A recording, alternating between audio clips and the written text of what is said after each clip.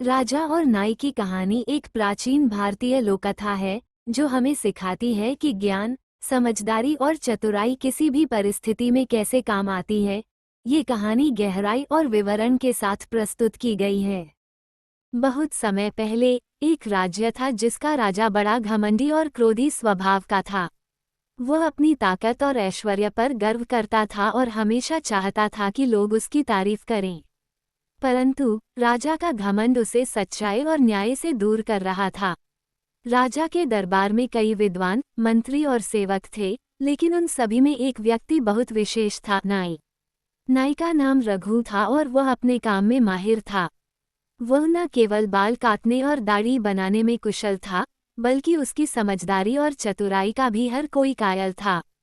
राजा के पास हमेशा उसकी चतुराई के किस्से पहुंचते रहते थे। धीरे धीरे राजा को ये बात खटकने लगी कि रघु की तारीफें उससे ज्यादा हो रही हैं। एक दिन राजा ने सोचा, मैं राजा हूँ, सबसे बड़ा और शक्तिशाली, लेकिन यह नाई क्यों हर जगह प्रसिद्ध हो रहा है। उसके मन में ईर्ष्या और शक पैदा हुआ। उसने रघु को सबक सिखाने की ठानी। अगले दिन राजा ने दरबार में रघु को बुलाया और कहा, रघु, मैंने सुना है कि तुम केवल बाल काटने और दाढ़ी बनाने में ही नहीं, बल्कि बहुत चतुर भी हो। अगर यह सच है तो मैं तुम्हारी परीक्षा लूंगा। अगर तुम मेरी चुनौती का सही उत्तर दे सके तो तुम्हें इनाम मिलेगा, लेकिन अगर असफल रहे तो तुम्हें राज्य से बाहर निकाल दिया जाएगा। रघु ने नम्रतापूर्वक कहा, महाराज, मैं आपकी हर परीक्षा के लिए तैयार हूँ।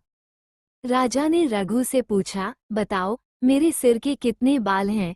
ये सुनकर दरबार में सभी लोग हंसने लगे, लेकिन रघु ने मुस्कुराते हुए कहा, महाराज, आपके सिर के बालों की संख्या 50,587 है।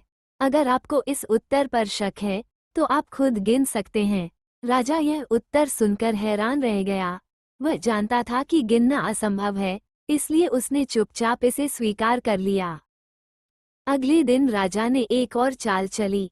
उसने अपना सबसे कीमती खजाना महल के बगीचे में कहीं छिपा दिया और रघु को बुलाकर कहा, रघु, मैंने अपना खजाना कहीं छिपा दिया है।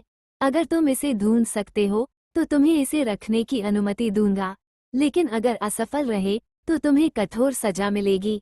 रघु ने बगीचे में ध्यान से देखा। उसने पक्षियों की चहचहाहट सुनी और जमीन पर चलने वाले चींटियों के झुंड का पीछा किया। थोड़ी देर में उसने सही स्थान का पता लगा लिया और खजाने को राजा के सामने लाकर रख दिया। राजा को अब समझ में आ गया कि रघु केवल एक साधारण नाई नहीं, बल्कि बहुत बुद्धिमान है।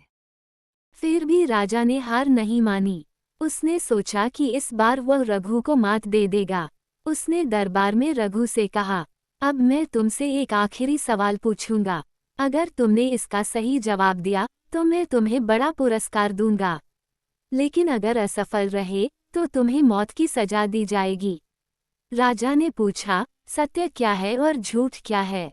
रघु ने बिना किसी हिचकिचाहट के कहा, महाराज, सत्य वही है जो न्यायपूर्ण और स्पष्ट हो, और झूठ वही है जो लालच और भ्रम से भरा हो। जैसे आपकी महानता सत्य है और मेरा डर झूठ। राजा यह उत्तर सुनकर गहरी सोच में पड़ गया। उसने महसूस किया कि रघु की चतुराई और समझदारी से वह कभी जीत नहीं सकता। इन घटनाओं के बाद राजा का स्वभाव बदल गया। उसने महसूस किया कि सच्ची ताकत न केवल ताकतवर होने में है, बल्कि चतुर और न्यायपूर्ण होने में भी है। उसने रघु को अपना मुख्य सलाहकार बना लिया और उसके सुझावों से राज्य को सुखी और समृद्ध बनाया। ये कहानी हमें सिखाती है कि चतुराई और समझदारी से बड़ी चुनौती का सामना किया जा सकता है। ईर्ष्या और घमंड इंसान को कमजोर बनाते हैं, जबकि विनम्रता और ज्ञान उसे महान बनाते हैं।